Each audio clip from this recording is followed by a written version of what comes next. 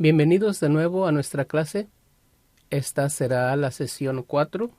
Hemos visto la creación, hemos visto la historia del diluvio y la Torre de Babel, hemos visto la vida de Abraham. Y nos gustaría solo mencionar en este momento que concerniente a los libros del Antiguo Testamento, el libro de Job fue escrito alrededor de este tiempo. No vamos a tomar tiempo con Job, pero diré brevemente. La historia de Job es la historia de un hombre que amó a Dios y adoró a Dios, pero él tenía la necesidad de ver a Dios más claramente. Esa es la historia básica, una historia básica del libro de Job. Y empezamos con Jacob y Esaú, o realmente with Isaac. Isaac. Ellos fueron a tierras extranjeras para conseguirle una esposa, porque Abraham no quería que Isaac se casara con una mujer cananea, y él mandó a su siervo a la tierra de donde él procedió, y ellos encontraron a Rebeca y la trajeron, y Rebeca tuvo 2 hijos, gemelos, y los gemelos lucharon en el seno, y el Señor le habló a Rebeca, y le dijo, hay 2 naciones en tu seno. Ahora, cuando nacieron los niños, es una cosa muy interesante. Uno salió primero y después el otro salió, pero este estaba tomado del calcañar del otro. Ahora, la palabra en hebreo para calcañar está relacionada al nombre Jacob. Jacob es el que tomó el calcañar. Y aunque él fue el segundo en nacer, él fue el escogido. Ese también es un asunto muy interesante, porque Abel fue el segundo en nacer y él fue escogido, Caín fue rechazado. Y aquí tenemos a Esaú, quien nació primero. Él fue rechazado y Jacob fue aceptado. Diremos más acerca de eso quizá más tarde. Pero tenemos a Jacob y Esaú y la lucha entre ellos. Ahora, el nombre de Jacob después cambió a Israel, y él se convirtió en el padre de los 12 hijos de Israel. Ahora, tenemos a la esposa de Isaac, tenemos al que toma el calcañar, y entonces Jacob tiene este sentimiento que todo le pertenece a él. Y en una ocasión Esaú llegó de un viaje de cacería, y él tenía mucha hambre, y Jacob dijo, bien, te daré algo de mi alimento, si tú me das tu primogenitura. Y Esaú vendió su primogenitura por un poco de alimento. Ahora, más adelante, cuando Isaac es muy viejo, Jacob era muy engañoso y engañó a su padre para que le diera la bendición del primogénito. Ahora, yo pienso que está muy claro que Jacob no fue escogido por ser muy justo. Él no fue escogido porque fue un buen hombre necesariamente. Él fue escogido porque Dios lo escogió. Es así de simple. Pero eso no es un asunto de que uno va al infierno y uno va a el otro. El hijo de la promesa solo puede venir a través de una simiente. Y Dios escogió a Jacob. Y así tenemos la historia de Jacob. Él tuvo que huir a un país extranjero y básicamente él se casó allá y tenemos el nacimiento de 11 de sus 12 hijos y también tenemos una hija. Y él se volvió muy rico en esa tierra al cuidar de el ganado de su tío Labán. Y cuando él sintió que era tiempo de regresar, él empezó a hacerlo. Usted puede leer los detalles de esta historia, pero por causa de tiempo vamos a brincar los detalles y continuar. Pero lo que quiero que veamos aquí es muy importante. Jacob fue próspero fuera de la tierra. Lo que estamos tratando de juntar aquí es la prosperidad y la tierra, y la gente y la santidad, todo al mismo tiempo. Y tenemos, él está fuera de la tierra, pero él es próspero. Ahora, Jacob regresa a la tierra, y él tiene mucho miedo que cuando regrese a la tierra, Esaú podría matarlo. Y él empieza a hacer planes. Él envía a sus 2 esposas con sus familias adelante de él con ganado. Es como, mátalo si vas a matar a alguien, pero no a mí. Él todavía piensa solo en él. Pero él se encuentra a un ángel en el arroyo que es llamado Jaboc, y luchó contra el ángel toda la noche. Ahora, es interesante para mí que el ángel no pudo liberarse, porque dice que al final de este pequeño duelo de lucha, el ángel solo tocó el tendón de su muslo, y éste se contrajo. Ahora, si el ángel pudo ganarle a Jacob fácilmente, ¿de qué se trataba la lucha? La lucha fue acerca de la intensidad de Jacob. La lucha fue acerca de Jacob insistiendo en obtener una bendición de Dios. Y así Jacob dice, no te dejaré si no me bendices. Aún con su cadera lastimada, él está deteniendo a este ángel de la misma forma que él se tomó del calcañar de su hermano cuando nació. Él es un muchacho que se aferra a las cosas, está en el orden de su nacimiento. Ahora, el ángel dijo, oh, ¿quieres una bendición? ¿Cuál es tu nombre? Mi nombre es Jacob. Ahora, Jacob básicamente significa abogado, un tramposo. Ese es tu nombre. Dijo, voy a cambiar tu nombre es Israel. Tu bendición es que te estoy cambiando tu nombre. Eso es el que luchó con Dios y venció. Tú no has visto. Tú no dejarás ir la promesa que Dios te dio. Aun si tienes que luchar con un ángel toda la noche, aun con tu cadera lastimada, tú no dejarás ir la promesa. Y tu nombre es Israel. Y él fue, y por supuesto, Esaú ya había superado sus problemas. Y ya no quería matarlo. Pero ahora tenemos el nacimiento de José. Ahora José es el hijo favorito de Israel. Tan favorecido que él le dio una túnica especial que lo distinguía.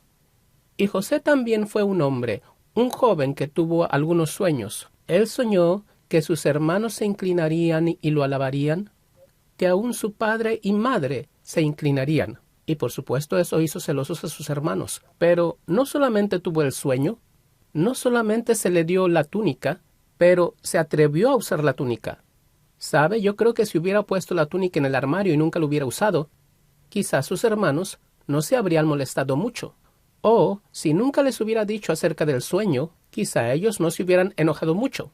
Y él usó la túnica. Básicamente veo esto. José estaba diciendo, no voy a deshonrar a mi padre al rehusar ponerme la túnica que él me dio. Ahora, cuando Dios le dé una bendición, usted necesita usarla. Usted no se intimide por lo que la gente pueda hacer cuando usted use la túnica. Y si Dios le da un sueño, comparte el sueño. No se intimide por lo que su sueño cause en otras personas. Ahora, por supuesto, los hermanos conspiraron en contra de él. Ellos lo iban a matar, pero ellos decidieron venderlo en esclavitud y terminó en Egipto. Y tenemos que él estuvo en la cisterna, vendido en esclavitud, trabajó para Potifar como un siervo. Y por supuesto sabemos el problema con la esposa, quien le echaba los ojos, pero él se rehusó. Y él fue enviado a la cárcel, porque ella le dijo a Potifar que él trató de abusar de ella sexualmente. Y él terminó en la cárcel, y la cisterna a Potifar a la cárcel, y después, fuera de la cárcel, fue exaltado por su interpretación de sueños. Él fue exaltado a la diestra de Faraón. Y esa es la historia de salir de un caos hacia el orden, para la vida personal de José. Y fue a través de tribulación. No hubo agua involucrada, pero hubo la tribulación. Y ahora tenemos al pueblo de Dios.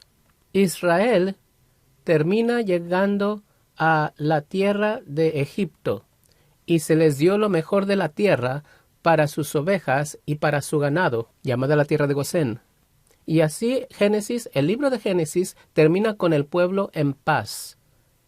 Casi podría decir descanso de sábado, pero fuera de la tierra.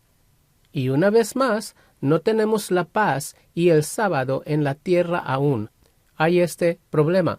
Había prosperidad fuera de la tierra, ahora hay paz y descanso fuera de la tierra. Y esto nos trae al libro de Éxodo. Y el libro de Éxodo empieza una vez más en caos. Ellos están en esclavitud. Ellos son esclavos fuera de la tierra.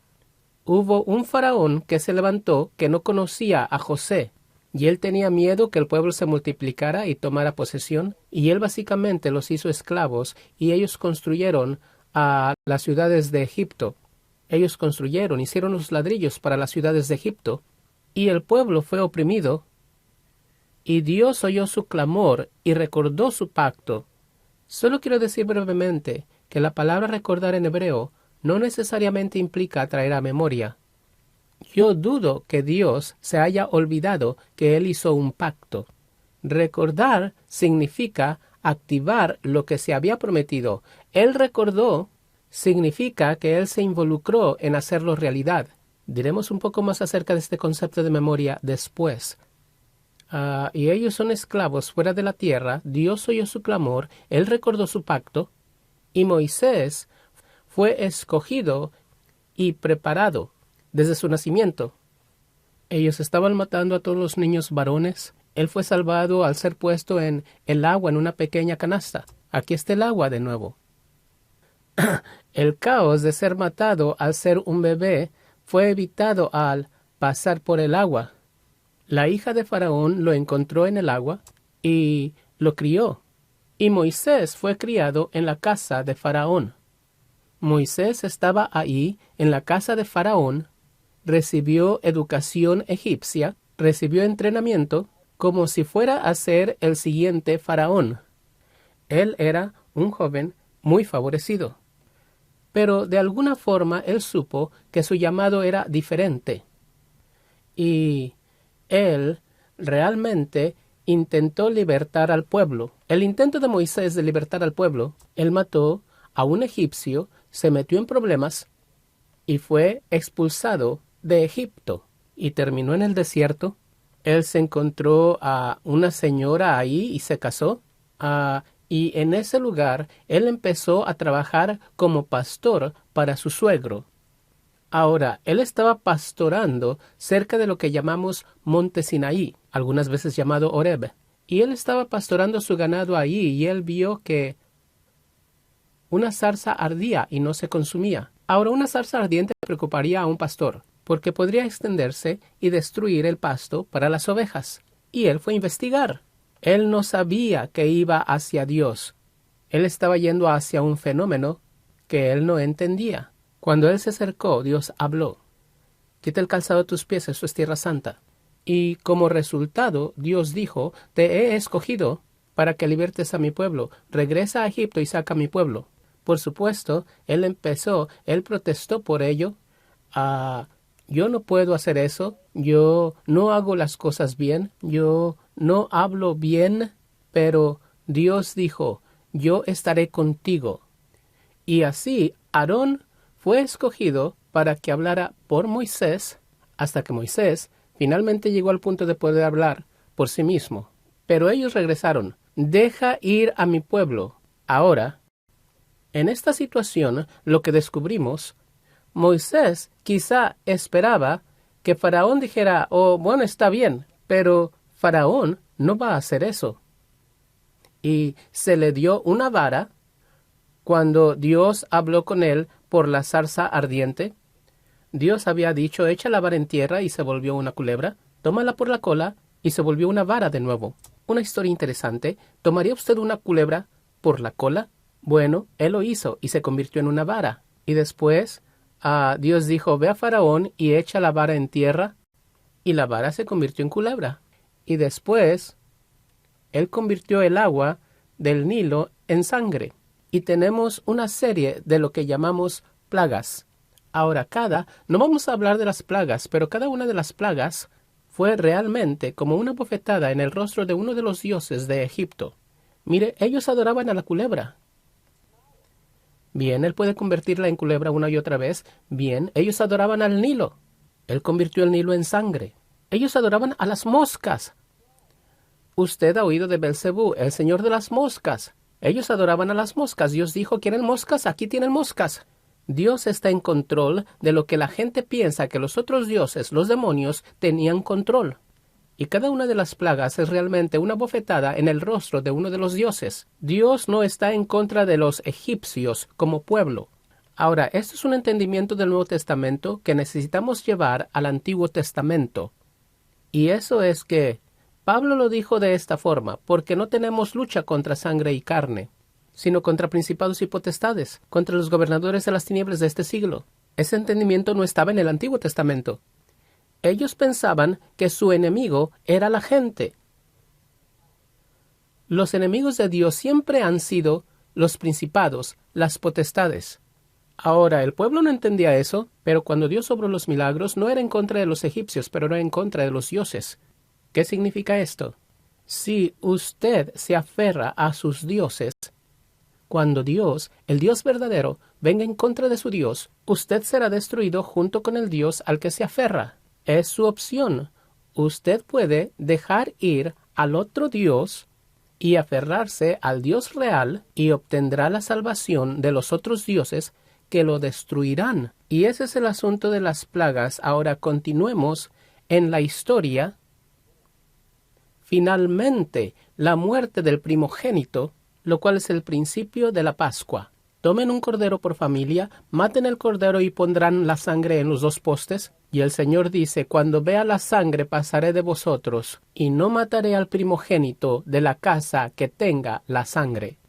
Y el ángel de la muerte, como seguido se le llama, pasa por Egipto, y todos los primogénitos de los egipcios murieron. Pero cada familia judía o familia israelita que estaba en la casa que tenía sangre fue protegida de la muerte. Y eso se convirtió en la fiesta de Pascua. Y después el Señor dice, quiero que salgan ahora, y empezaron a salir. Faraón finalmente, después de la muerte de su primogénito, les permitió irse. Y empezaron su camino, y ellos iban a ir por el camino corto, pero el Señor los condujo al Mar Rojo. Y los egipcios los siguieron porque Faraón cambió su mente de nuevo. Ahora, ellos están aquí con el Mar Rojo de un lado y el ejército de Faraón por el otro lado. ¿Qué va a hacer? Bueno, por supuesto, ellos empezaron a quejarse. Moisés, ¿qué nos estás haciendo? Estamos en problemas. Moisés dijo, estad firmes y ved la salvación del Señor. Extendió su vara sobre el agua se apartó y el pueblo cruzó caminando en tierra seca, del caos hacia el orden. Ahora, el desorden llega muy rápido, pero el ejército de Faraón trata de alcanzarlos y el agua cubre al ejército de Faraón. El enemigo siempre es derrotado en el diluvio del cual Dios te salva. Y cuando esté pasando por un caos, el enemigo está siendo derrotado y usted está siendo libertado. La tribulación puede ser una cosa muy buena porque nos ayuda a avanzar con Dios. Ahora, la siguiente cosa que tenemos es que el pueblo empezó a quejarse. Está la nube, el fuego, y el estad firmes y ved la salvación del Señor. Y ahora ellos llegan al monte Sinaí, pero en el camino ellos llegan a un lugar donde el agua es amarga. Moisés, no tenemos agua. El Dios que convirtió el agua en vino y el Dios que partió el agua de Egipto obviamente no puede hacer el agua amarga en agua dulce. No están pensando. Bien, y Dios convirtió el agua amarga en dulce. Ellos avanzaron un poco y comenzaron a quejarse de nuevo. Cuando llegaron a otro lugar, no había agua. Bueno, el Dios que convirtió el agua en sangre, dije vino anteriormente, el Dios que convirtió el agua en sangre, y el Dios que partió el agua del Mar Rojo, y el Dios que convirtió el agua amarga en dulce, obviamente, no puede proveer agua donde no hay agua. Todavía no están pensando. No han visto a Dios por lo que realmente es. Y Dios hizo que Moisés golpeara la roca y ríos, plural. Ríos de agua empezaron a fluir de la roca, y Pablo dice que esa roca es Cristo. Y Cristo fue golpeado, y el agua que trae vida a la humanidad viene de la roca que fue golpeada. Ahora, finalmente llegan al monte Sinaí. Ahora, este es un punto muy importante. Quiero que capten esto. Éxodo capítulo 19, versículo 5. El pueblo. Monte Sinaí. Dios aparece en la montaña, pero él habla con Moisés en el versículo 5. Él dice, dile al pueblo si... ¿Sabe? Todas las promesas de Dios tienen una cláusula si o claramente dicha o implícita. No tenemos tiempo para demostrar eso, pero está muy claro aquí. Si diereis oído a mi voz, o oyereis mi voz, y guardareis mi pacto, entonces tengo algunas promesas para ustedes. ¿Seréis mi pueblo especial, una nación especial? ¿Será una nación santa, una nación de sacerdotes? Una nación de sacerdotes. Pero hay un sí. Si diereis oído a mi voz. Guardar pacto es mejor entendido en el contexto del matrimonio. Cuando yo digo a mi esposa guarda el pacto, quiero decir no te involucres con otros hombres. Cuando Dios dice a su pueblo guarden el pacto, Él quiere decir no te involucres con otros dioses, es así de simple. Pero la palabra voz requiere un poco más. Recuerda, la voz se paseaba en el huerto y Adán estuvo en problemas porque él había obedecido la voz de su esposa. La voz es importante. ¿Qué tiene la voz? 1. Hay 3 cosas necesarias para la voz. Una es presencia. Ahora, ignorando la tecnología moderna, si usted no está presente cuando yo hablo, usted no puede oír mi voz. Hay presencia. Dios está diciendo al pueblo, quiero que estén presente para mí. Esto es una invitación a la intimidad. Segundo, usted no puede articular la voz y mantener la respiración al mismo tiempo. El movimiento de la respiración hace que la voz sea posible. Y Dios está diciendo, yo quiero que esté presente cuando mi respiración, espíritu, se esté moviendo. La palabra en hebreo y en griego y en muchas otras lenguas, la palabra para espíritu y la palabra para respiración es la misma palabra. Y Dios está diciendo, yo quiero que esté presente para mí cuando mi espíritu esté moviéndose. La tercera cosa que es necesaria para la voz es el hablarlo. Todos podemos estar aquí, presente el uno para el otro. Todos podemos estar respirando, pero si nadie habla, no habrá voz. Dios dice, yo quiero que esté presente para mí cuando mi espíritu esté moviéndose y me deje hablar a su vida. Esa es la importancia de la respiración. Ahora, ¿por qué es importante en este contexto en particular?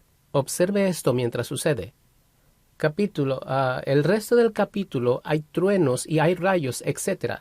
Pero el capítulo 20, que son los 10 mandamientos, el capítulo 20 empieza de esta forma.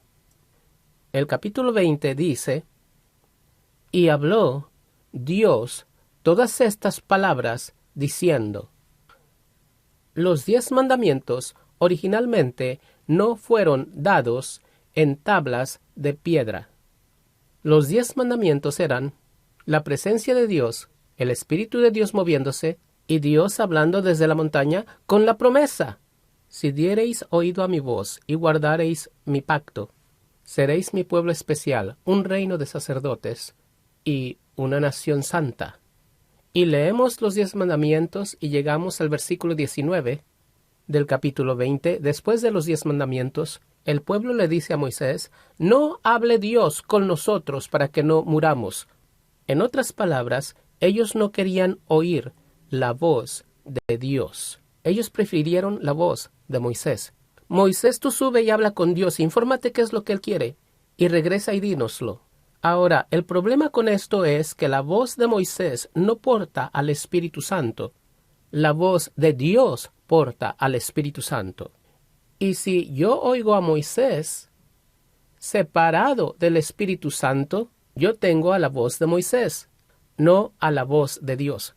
La mejor forma de entender esto es, hay muchas personas que van al pastor, pastor, ore por mí y dígame lo que Dios quiere. Y el pastor ora y digamos que él legítimamente oye de Dios, y él viene a usted y dice, esto es lo que Dios dice que necesita hacer. Y la persona dice, Dios no le dijo eso, porque Dios no le dijo lo que yo quiero oír. Obviamente eso no es de Dios. Mire, cuando yo estoy tratando con una voz humana, tengo la opción de aceptarla o rechazarla. Cuando yo estoy tratando con una voz humana, yo puedo interpretarla a que signifique lo que yo quiera que signifique. Puedo tomar la palabra y jugar con ella. Pero cuando Dios habla no puede hacer eso, porque cuando Dios habla, el Espíritu Santo se mueve y usted es redarguido. Y Moisés, habla tú con nosotros. Y en ese momento, ellos habían rechazado la voz. Ahora, al continuar avanzando en el libro de Éxodo, descubrimos que en el versículo, veamos bien, en el capítulo 32 encontramos que el pueblo empezó a construir un becerro de oro. y adoraron al becerro de oro. Si oyereis mi voz y guardareis mi pacto. Ellos no oyeron la voz, ellos no guardaron el pacto. Y mi punto aquí es muy simple, y ese es que Dios quiere que oigamos su voz, y Él quiere que lo adoremos y a Él nada más. Y el pueblo de Dios rechazó la voz y rechazaron el pacto. La pregunta es, ¿se convirtieron en el pueblo especial? ¿Se convirtieron en un reino de sacerdotes? ¿Se convirtieron? Porque ellos no hicieron la cláusula si se convirtieron en una nación santa.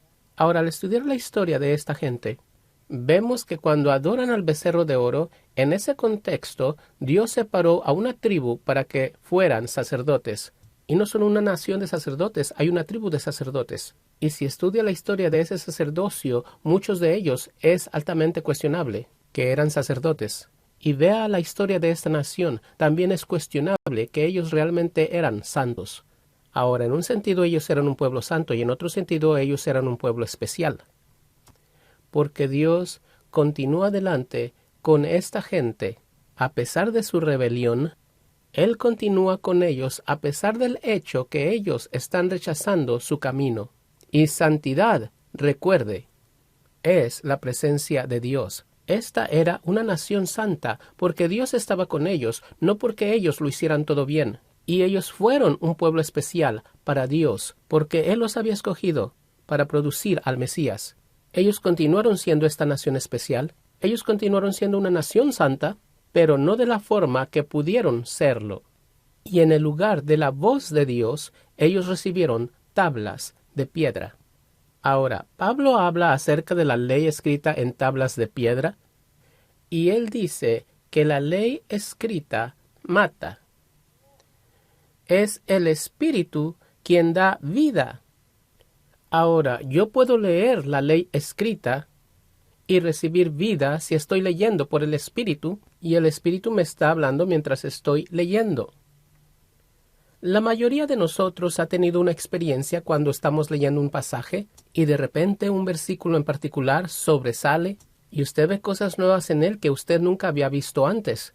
Ese es un ejemplo de oír la voz de Dios mientras está leyendo un versículo de la Escritura. Entonces no estamos quitando la palabra de Dios de la Escritura. Estamos reconociendo que aparte del Espíritu, esta ley escrita mata. Porque el legalismo mató a la vida religiosa de la gente, como lo vamos a ver al continuar. Y ellos continuaron siendo su propio pueblo, ellos continuaron siendo una nación santa, y ellos continuaron siendo esta nación de sacerdotes, porque un sacerdote es aquel que trae a otros a Dios y trae a Dios a otros. Y ellos hicieron eso por su historia. Ellos aún están hablando a naciones hoy, por su historia. Ahora, incidentemente, es su historia negativa lo que está hablando, y veremos más de eso al continuar. Y hay un dilema aquí, hay una clase de misterio, porque ellos no se convirtieron en una nación de sacerdotes como pudieron haberlo sido. Ellos no se convirtieron en el pueblo especial que ellos pudieron haber sido. Ellos no se convirtieron en la nación de sacerdotes que pudieron haber sido. Pero por la presencia de Dios entre ellos, a pesar de su rebelión, ellos se convirtieron exactamente en lo que Dios dijo que serían. Aunque ellos no mantuvieron la cláusula sí. Y esto nos trae a ese lugar en nuestro estudio, donde empezamos a reconocer los asuntos reales del Antiguo Testamento. No es lo bien que el hombre se comporte, que también el hombre esté obedeciendo. Ese realmente no es el asunto del Antiguo Testamento. Algunos de ellos obedecieron muy bien, algunos de ellos desobedecieron extremadamente bien.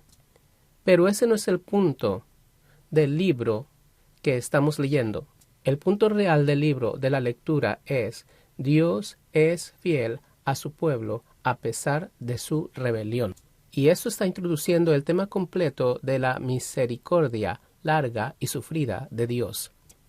Cuando usted ve a este pueblo rebelándose contra Moisés en el desierto, lo cual veremos, pero usted ya lo ha visto, aún en el Mar Rojo, ellos estaban rebelándose contra Moisés. Cuando ellos cruzaron al otro lado y llegaron a un lugar donde el agua era amarga, ellos se quejaron y se rebelaron, pero Dios estaba con ellos y los trajo hacia sí mismo. Cuando llegaron al monte Sinaí, la Escritura no dice que ellos llegaron al monte Sinaí, aunque el monte Sinaí es mencionado. La Escritura dice, yo los traje a mí mismo. Él no dijo, yo los traje al monte Sinaí. Él dijo, yo los traje a mí mismo. Ahora, esto es interesante porque Jesús dijo en Juan capítulo 14, voy pues a preparar un lugar para vosotros y vendré otra vez y os tomaré a mí mismo. Él no dijo, os traeré al cielo. No estoy negando al cielo, yo estoy diciendo lo que Jesús realmente dijo. Yo os tomaré a mí mismo, donde yo estoy. No donde yo estaré, donde yo estoy, vosotros también estéis. ¿Dónde estaba él? Estaba en el seno del Padre. Y eso es exactamente lo que Jesús estaba tratando de comunicar. Es que él quería traernos a él mismo. Yo soy el camino al Padre. Y Jesús es el camino. Ahora, ellos eran una nación santa. Ellos eran una nación especial. Ellos eran una nación de sacerdotes, pero no en el sentido que ellos pudieron haberlo sido. Dios les habló, ellos rechazaron la voz, recibieron la ley escrita, pero continuaron siendo lo que Dios los llamó que fueran. No por lo que ellos hicieron, pero por la fidelidad de Dios. Ahora, este es el Padre de Jesucristo, quien ama a su pueblo y se deleita en ellos aun cuando ellos no se portan bien. Padre Dios, le pido que se nos una en compañerismo. Venga a nosotros y ayúdenos a entrar en ese lugar donde seremos todo lo que usted nos ha llamado que seamos, reflejando su imagen al mundo. Y le pedimos que nos ayude a hacerlo al oír su voz y mantener su pacto, en vez de hacerlo a pesar de nosotros. Queremos que lo haga con nosotros. Sea nuestro amigo, obre con nosotros. En el nombre de Jesús. Amén.